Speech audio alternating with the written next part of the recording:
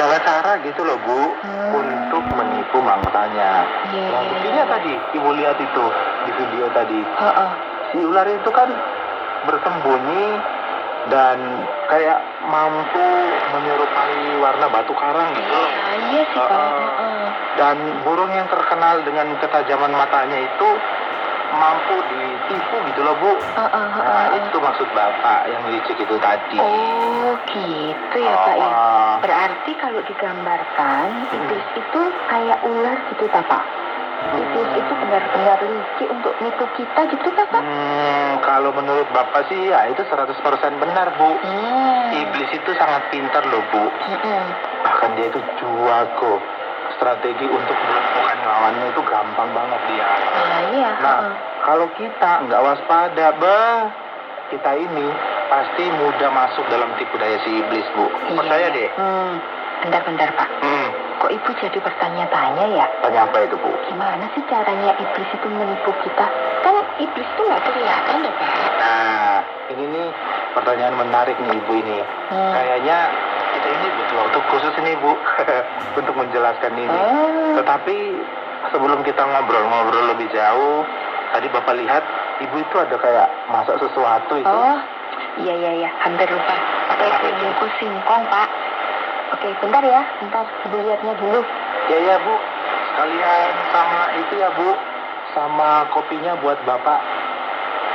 Aduh, memang istriku ini seorang istri yang baik. Tahu aja apa yang disukain sama suaminya. Mantap.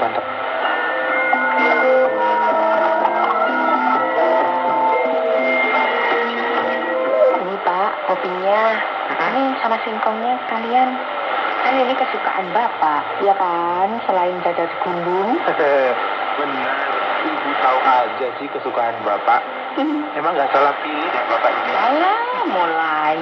Hati-hati loh, kalau muji kayak gini pasti ada maunya. Nanti malah kayak ular. Oh, enggak lah Bu. Ular itu kan licik. Tapi kalau Bapak kan hatinya tulus. Alah, iya percaya. Pak, lanjutin lagi itu.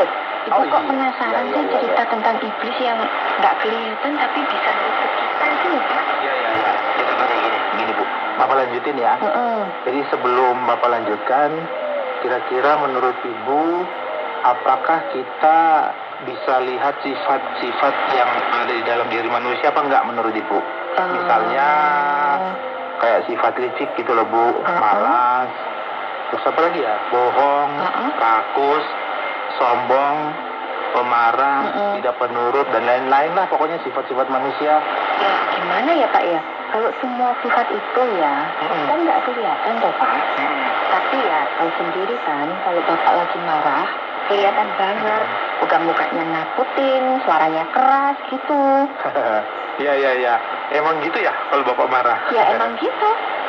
Ya, memang ada orang yang marah mukanya lucu gitu Pak. Terus suaranya lembut ya nggak ada dong. Pasti kalau marah kan suaranya pasti ya nada tinggi gitu kayak Bapak itu.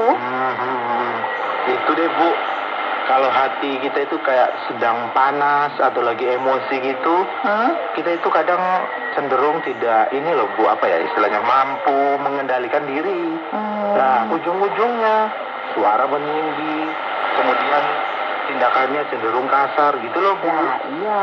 Nah, tadi kan Bapak juga tanya, apakah semua sifat itu dapat dilihat? Ya, itu tadi kalau menurut Ibu. Semua sifat itu yang nggak terlihat, kecuali kalau diekspresikan sama raut wajah, terus suara, sama ya gerakan anggota tubuh gitulah. Benar sekali itu Bu. Nah, itu Bu sama artinya memang iblis tidak kelihatan gitu loh. Tapi dia memiliki kuasa untuk memberi kita pengaruh melalui sifat-sifat buruk yang ada di dalam diri kita manusia ini Bu. Nah, contohnya apa? Nah, tak kasih contoh ya. Tadi kan Ibu ngikut singkong tuh. Nah, Ibu ini lupa kalau sedang ngikut singkong. Nah, bisa aja Bapak itu mulai marah dan nyalain Ibu. Misalnya Bapak bilang begini nih, Ibu ini gimana sih? Kerja kok nggak fokus? Ya apa Ibu ini? Bagaimana kalau dendangnya terbakar? Pasti membahayakan kita semua. Awas lo ya, jangan diulangi lo ya. Gitu. Coba kalau tadi Bapak berani ngomong kayak gitu, Ibu pasti membela diri. Gimana? Makanya jadi suami itu jangan hanya sibuk terus pekerjaan. Lain kali ya bantu-bantu dong pekerjaan di rumah. Ya gitulah. Udah. Itu kan cuma contoh, Bu. Jangan diteruskan. Nanti kita jadi bertengkar beneran loh. Tadi kan Bapak cuma kasih contoh. Jadi contohnya kayak gitu, Bu. Ya pasti Bapak udah mikir gitu kan. Pasti Bapak mau nyalain Ibu. Kalau lupa ngukus singkong. Iya. Pasti mau nyalain Ibu, sibuk main HP. Iya toh? Ayo ngaku. Nah, beneran kan? Sudah kemana-mana kan jadinya ini. Tadi kan Ibu minta dikasih contoh. Ya Bapak berikan contoh lah. Nah, itu kan sering terjadi tuh Bu dalam kehidupan rumah tangga apa saja. Pasti pernah mengalami hal ini gitu. Nah terus letak iblis mempengaruhi manusia itu gimana tuh Pak? Gini Bu. Iblis itu kan selalu mencari celah melalui sifat-sifat manusia yang cenderung mementingkan diri sendiri untuk menghancurkan manusia itu sendiri gitu loh Bu. Entah dalam hubungan suami istri mungkin, dalam pekerjaan juga iya loh Bu. Bahkan dalam kehidupan kita bersosial dengan masyarakat itu juga bisa terjadi Bu. Oh, jadi kayak tadi ya Pak ya. Dan itu nggak terima. Meskipun Bapak kan hanya ngasih contoh ya. Betul. Jadi iblis sudah mempergunakan sifat ego ibu yang nggak terima.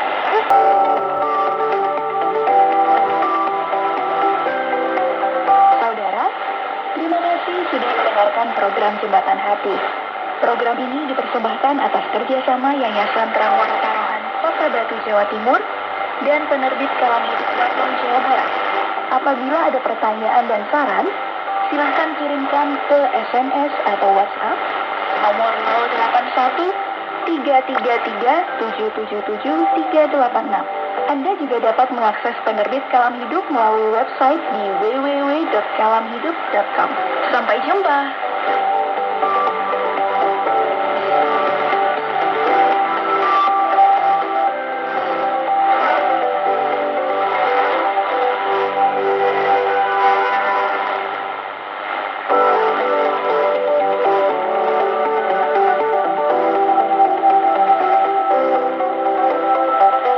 Berjumpa kembali sahabat dalam program Jembatan Hati, dan di edisi kali ini satu topik menarik sudah menanti kita, yaitu waspada tipu daya iblis. Bersama dengan saya Tuan Malanguna, kita simak bersama narasi berikut ini.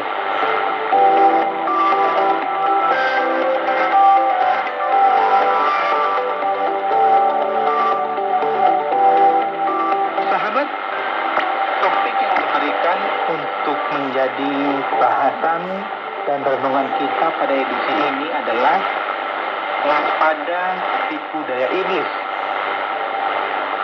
Ini suatu warning yang diberikan kepada manusia, terutama bagi mereka yang percaya kepada Tuhan, yang transenden dan atau imanen, agar benar-benar waspada dan ekstra hati-hati terhadap iblis. Karena iblis senantiasa bekerja dengan berbagai cara, pada segala waktu, di segala tempat, dan untuk menyesatkan manusia yang percaya kepada Tuhan. Tuhan yang transenden berarti Tuhan itu melampaui batas-batas pengalaman empiris dan melampaui batas-batas pemahaman nalar manusia. Dengan kata lain, Tuhan yang transenden itu tidak dapat dipahami oleh manusia, sebab tidak bisa ditangkap oleh indera manusia, tidak bisa dilihat dengan mata dan didengar dengan telinga, juga tidak bisa disentuh dengan jari-jari manusia dan sebagainya. Karena tidak dapat ditangkap dengan indera manusia, maka dengan sendirinya tidak dapat dianalisis dengan akal. Dengan demikian, persepsi manusia tentang Tuhan itu pun bisa keliru. Tetapi karena begitu tingginya Tuhan di luar jangkauan manusia, maka Tuhan itu sangat dihormati dan dipercaya atau diimani oleh manusia. Ataupun sebaliknya, Tuhan itu dibiarkan saja, tidak perlu dipikirkan, dan oleh sebagian orang tidak perlu dipercayai keberadaannya. Sedangkan Tuhan yang imanen dalam pemikiran filsafat berarti Tuhan berada di dalam alam semesta, berada di dalam kehidupan sehari-hari umat manusia, baik secara individual maupun secara kolektif. Dan Tuhan itu turut serta atau ikut berperan dalam seluruh proses kehidupan manusia. Dengan keyakinan itu, manusia boleh yakin bahwa Tuhan memang tidak jauh dari manusia. Tuhan itu tidak jauh, bahkan ada di dalam kehidupan pribadi manusia. Dan tentunya kehadiran Tuhan serta peran Tuhan dalam perjalanan hidup manusia hanya bisa dirasakan melalui iman manusia kepada Tuhan. Dan setiap orang dapat secara total mempercayakan dirinya kepada Tuhan, meskipun ia tetap saja tidak bisa melihat Tuhan dengan mata kepalanya dan mendengar suara Tuhan dengan telinganya. Sahabat, di atas tadi saya menjelaskan sedikit tentang Tuhan yang transenden dan imanen. Sahabat, demikian program Jembatan Hati edisi hari ini, yaitu waspada tipu daya iblis. Semoga ini bisa memberkati dan menguatkan kita semuanya. Saya Firman Malanguna pamit. Shalom. Program Jembatan Hati diproduksi dan dipersembahkan atas kerjasama Yayasan Keramwata Rohani di Satu, Jawa Timur, dan Sensitif Kala Hidup di Bandung, Jawa Barat. Program ini dengan sederhana menyoroti dan memaparkan kondisi hati manusia dan karakter manusia di bawah terang firman Allah. Apabila Anda memiliki pertanyaan dan saran berhubungan dengan program ini atau berespon terhadap topik program hari ini, Anda dipersilakan untuk menyampaikan melalui WhatsApp nomor 081 333 777 386. Anda dapat juga mengakses program ini ke website penerbit Salam Hidup, yaitu www.salamhidup.com. Terima kasih atas perhatian Anda.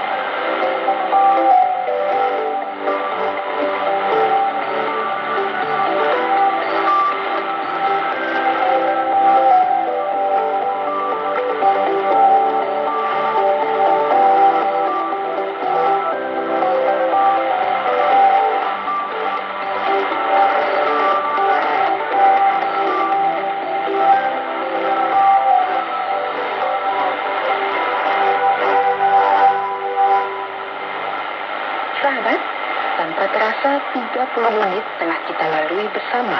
Saya mengajak Anda untuk tetap mendengarkan program Jembatan Hati, sebuah program yang berbicara tentang Allah Pencipta dan manusia sebagai umat ciptaannya. Di minggu depan, ada gelombang 25 meter atau frekuensi 11.965 kHz. Pukul 17.30 waktu Indonesia bagian Barat. Inilah KTWR Agana Kuat.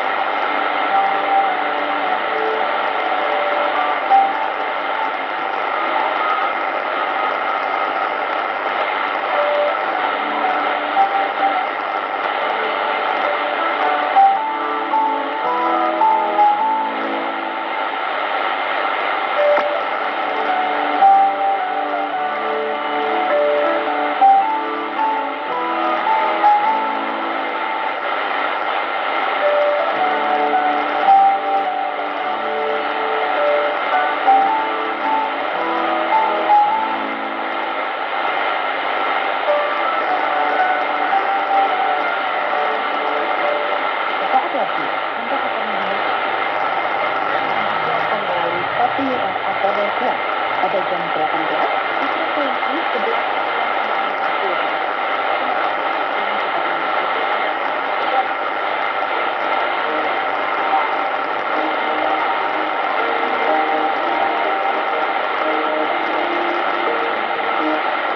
Selamat berjumpa kembali di program Jalan yang Benar.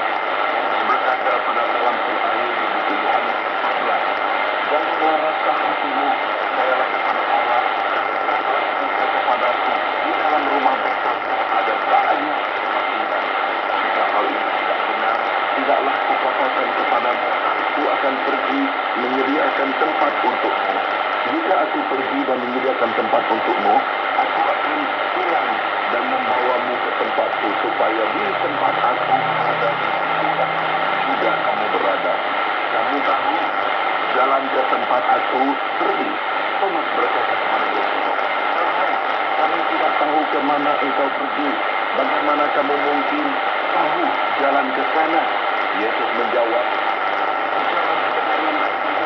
kira siapapun datang kepada Bapa dengan mengenalku, mulai sekarang kamu mengenalnya, melihatnya. Filipus berkata kepada Yesus, Tuhan, tunjukkanlah Bapa kepada kami. Hati kami. Yesus menjawab, sekian lama aku bersama kamu semua, belum lagi kau kenal aku, Filipus? Sesiapa yang telah melihatku telah melihat Bapa. Mengapa kamu berkata, tunjukkanlah Bapa kepada kami? Kamu percaya bahwa aku di dalam Bapa dan Bapa di dalamku? Segala yang aku katakan kepadamu bukanlah daripadaku, tetapi daripada Bapa yang tinggal di dalamku, yang melakukan semua pekerjaan itu. Jika kamu mengasihiku, akan mematuhi perintah-perintahku. Aku akan memohon kepada Bapa dan Bapa akan memuliakanmu. Itu kebenaran. Dunia tidak dapat menerimanya kerana tidak dapat melihat atau mengenalnya, tetapi kamu mengenalnya kerana Dia.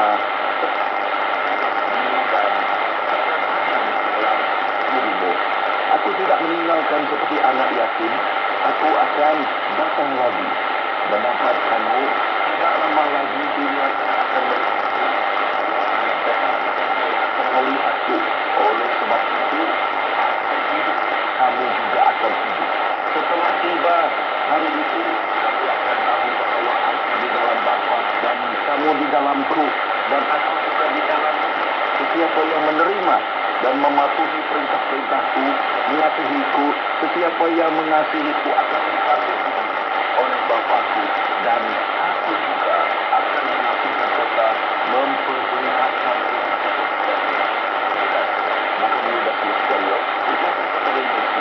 Tuhan, mengapa engkau memperlihatkan diri kepada kami tetapi tidak kepada dunia? Yesus menjawab, jika mengasihiku akan menuruti ajaranku, Bapakku akan mengasihinya dan kepadanya serta tinggal bersamanya. Orang yang tidak mengasihiku tidak menuruti ajaranku. Padahal ajaran itu bukan daripadaku, tetapi daripada Bapa yang mengutus aku. Aku memberitahumu semua ini ketika aku masih tinggal bersamamu. Berikan diutus Allah dalam namaku akan mengajarmu segala-galanya dan mengingatkan apa yang telah kukatakan kepadamu.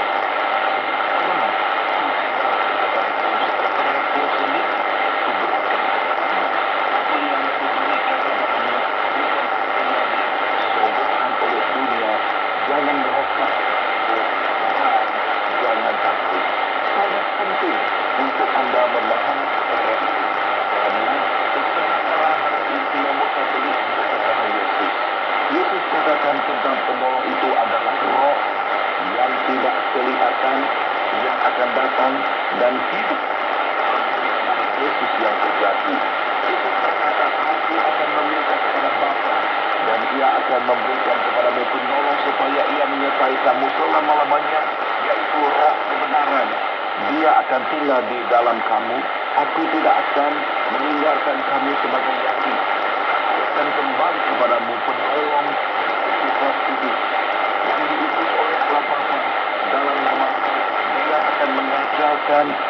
segala sesuatu kepadamu dan akan mengikat kamu akan semua yang telah kukatakan kepadamu. Roh Kudus yang datang daripada Allah dan berada di dalam Yesus, dia adalah Roh Allah dan Yesus. Dia adalah Roh Kudus yang akan Allah letakkan ke dalam hati semua orang yang percaya kepada